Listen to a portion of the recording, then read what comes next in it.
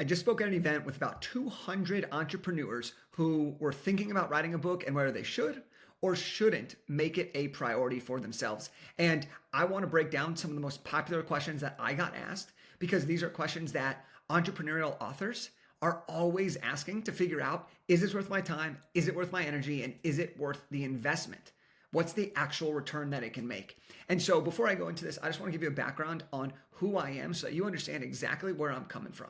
My name is Jake Kelfer. I wrote 4 best-selling books before I turned 30 years old. I've used those books to build multiple 6- and 7-figure businesses. I built a speaking business. I built a coaching business. And now I have a book publishing company. We've helped over 250 authors using our unique process go from big idea all the way to bestseller, using their book as their main marketing asset for more authority, more credibility, and more opportunity to succeed. So I want to share with you 5 of the questions that I was asked a bunch this weekend, and I want to give you the answers so you can decide if you should or if you shouldn't pursue writing a book today. So question number 1 that gets asked, and this is often around the imposter syndrome, the what if, and it's what if there are already a ton of books on my particular topic? This is a question that comes up over and over and over again, and I get it. Because you're worried, well, if there's so many books on my topic, who's going to read mine? Is anybody going to care? Why would somebody read my book over the book that's been out for 10 years and has millions and millions of sales? Well, let's break this down. First of all, if there are a lot of books on your topic, fantastic. Fantastic. Why? Well, this means there's already a built-in readership. If you are entering into the finance world or the health world, you might say, yes, this is very high competition, but you also know that there are millions and millions and millions of books being sold on a regular basis. That means that with a unique perspective, with a unique angle, with a unique story, you're able to cut through the noise and generate tons of potential sales. And you already know that there's readers built in. Okay, and so when you're writing a book, it's really important to understand this. Do you have a unique perspective? And guess what? Nobody knows your story better than you. Nobody knows what's worked for you better than yourself.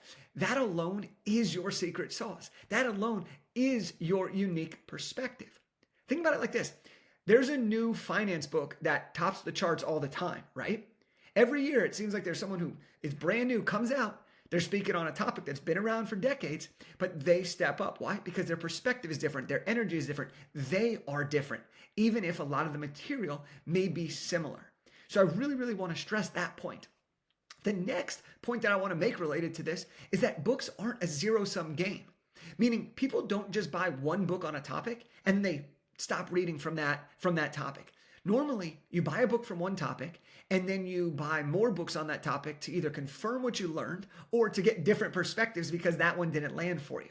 So this is really, really great because again, you already have a bunch of buyers in your specific niche.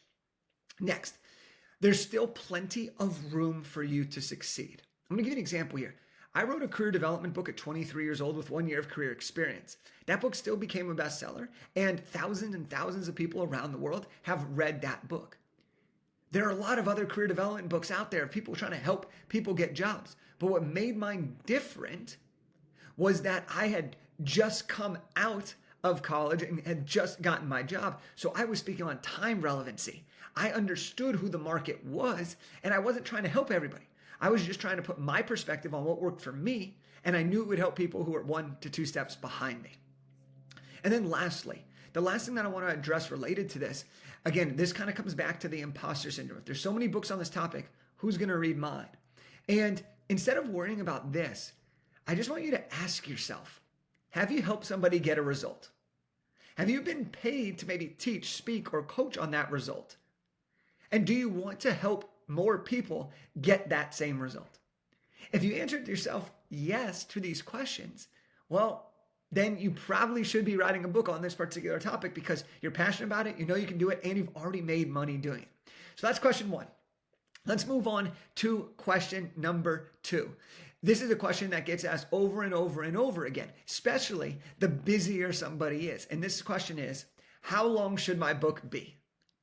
Now, we're specifically focusing on nonfiction books that you as an entrepreneurial author can use to grow your business, level up your credibility, and create more authority. So I want you to kind of think about it like this. Instead of focusing just on the length, and yes, I'll give you a tactical answer in a second, But instead of just focusing on the length of your book, how many words should the book be, how many pages should it be, I want you to think about the outcome. If the goal of the book is to get somebody warmed up, pre-qualified, to know you, like you, trust you, want to hire you, then the length of the book is not about how many pages or words, but it's about how much can you say that will help the reader get the result they want. So what's the shortest way you can tell your story and get the reader the result that your book promises? That's the goal of it. If it takes 30,000 words or 60,000 words, that's fine. Okay, but it's most important about what's the shortest way you can tell your story and your methodology so that a reader can actually get the result. Now, longer in today's world is not better. I looked at a bunch of some of the best-selling books of all time, and a very common review is this book is too long. It could have been condensed. It doesn't need to be 350 pages anymore. Why? People's attention spans are decreasing. People just want the information. So it's our job as a reader to not just throw in a bunch of fluff to fill pages. It's to share our story, share our message, and help the reader get a result in the fastest time possible.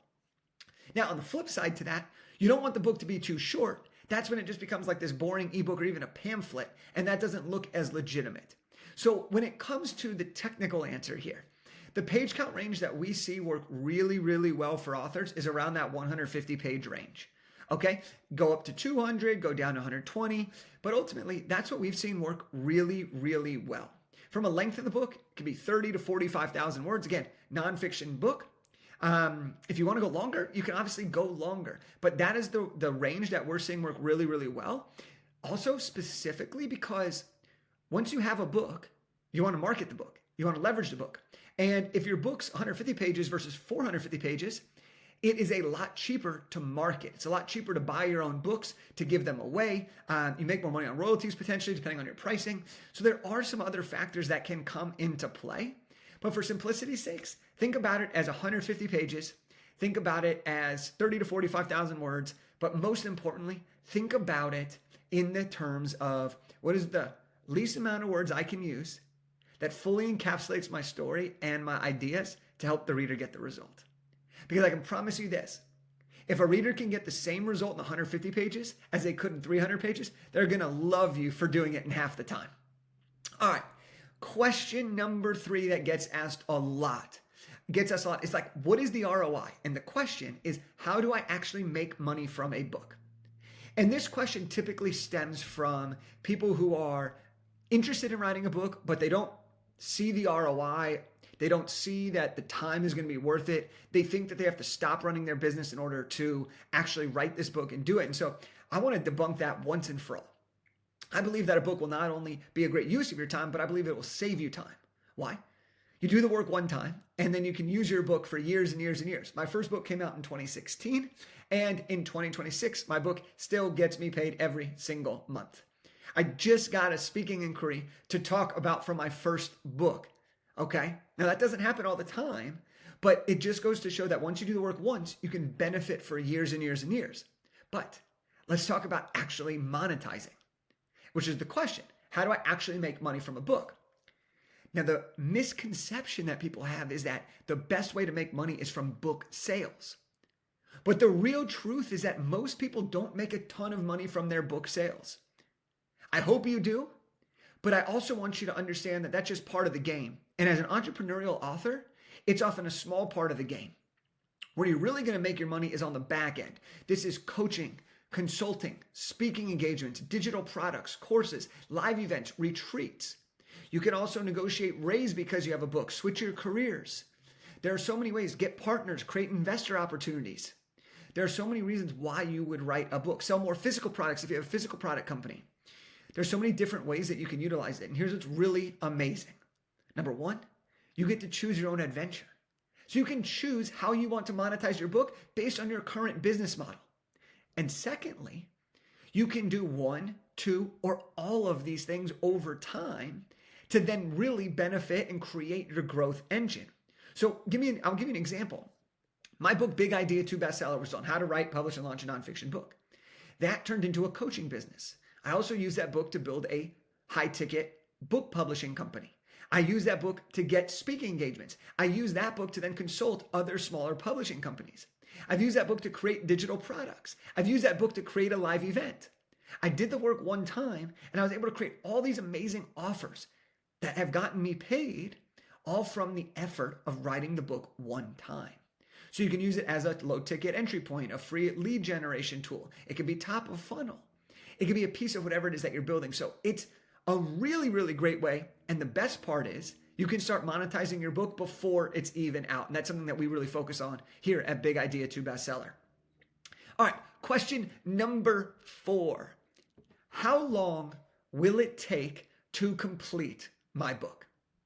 Now, this is a loaded question because, of course, this differs for every person. Every person's got a different schedule. Every person's got a different objective. But I'm going to break it down to you. If you are self-publishing or working with a company like ours, we're in the world of professional self-publishing, which I'll talk about in just a little bit. You can finish this in as little as 90 days. I wrote, published, and launched to bestseller status on my 4th book in 87 days. Okay? We've had other people who are able to launch their book in 3 months, 6 months, 8 months, and sometimes even longer. So here's what I would say to this is how quickly can you complete it?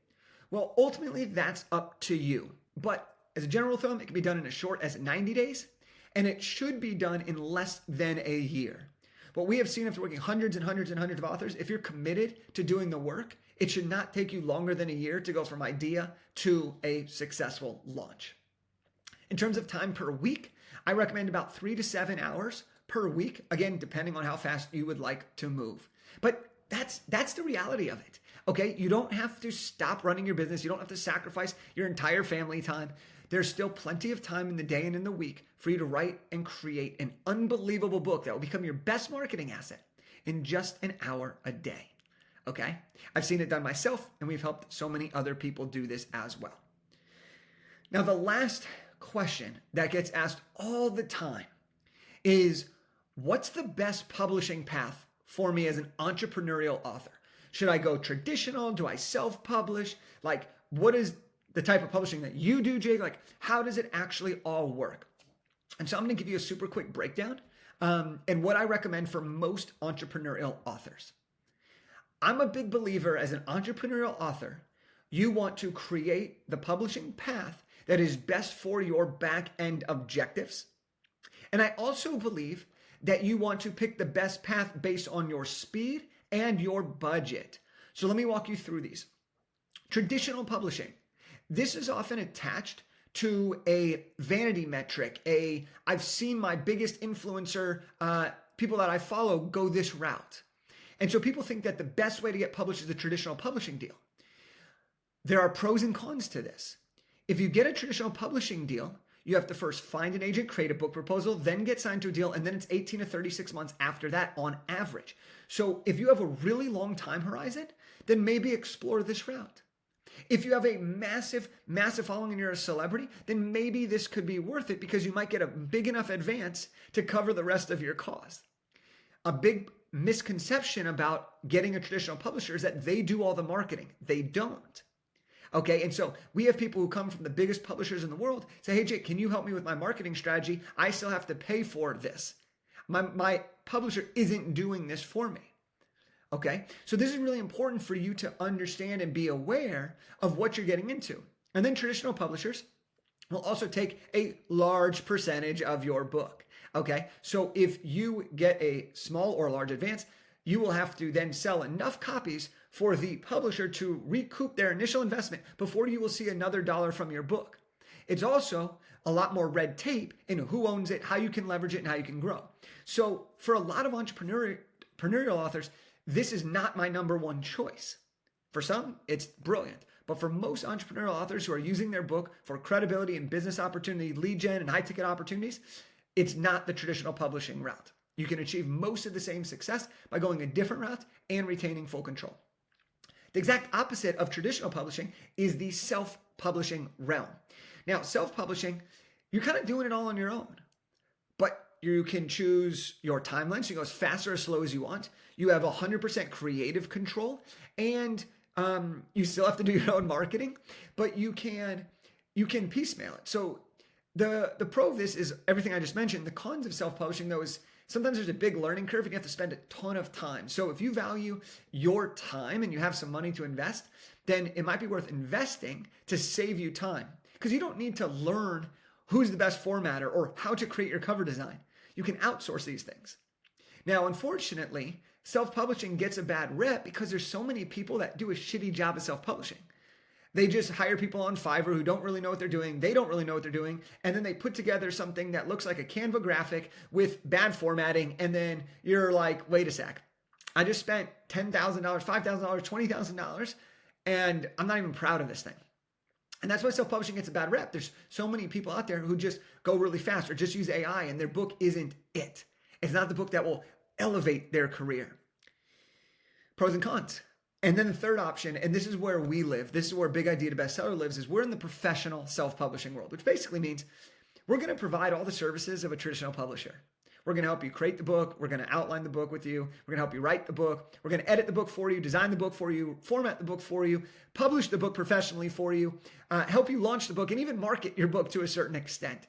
And then we're going to pair you with the right partners based on what it is that your actual objective is. You want to go speaking gigs? We got speaking coaches and referrals. You want to get booked on podcasts? We have podcast referrals. You want to get hundreds of Amazon reviews and sell on Amazon? We got Amazon ads and review partners. You want to build a course? We got course creation partners. Okay. But here's the thing with professional self-publishing. We provide all these services for you. And in exchange, you keep 100% ownership of your book. You retain full ownership of your rights, your content, your IP, your royalties, and everything. And so you get the best of both worlds. You get a high quality book you're proud of, but you also still get to retain the control so that you can use your book for entrepreneurial activities. And this is what I've done, and this is what we've helped a lot of other people do. And they always run the numbers, and it often tends to play in their favor, okay? Now, again, there's the few people that get the $1 million advances, the $500,000 advances, and that's awesome. But for the vast majority of people, you will, one, very unlikely to actually get a publishing deal. If you do get a publishing deal, it will not be often in your best financial interest if you are an entrepreneurial author who wants to sell something on the back end. These are the 5 questions that I get asked over and over and over again. And I also wrote my book, Big Idea to Bestseller, to help you navigate how to actually create a great book that you're proud of. And so if you want a free copy of this book, it's a step-by-step roadmap on how to write, publish, and launch a nonfiction book. Go to bigideatobestseller.com/free-book, and we'll send you a copy directly to your house. Now, if you know that a book is a priority for you and you really want to retain control, but figure out how do you actually do this, then let's talk through this. You can schedule a book demo with me and our team at bigideatobestseller.com/call. We'll set up a time to chat and we'll walk you through exactly what it looks like to work with us to get your book complete. But most importantly, we'll show you exactly what you need to do in order to get your book done in a short amount of time. So there you have it. These are the 5 of your biggest book questions answered for entrepreneurial authors.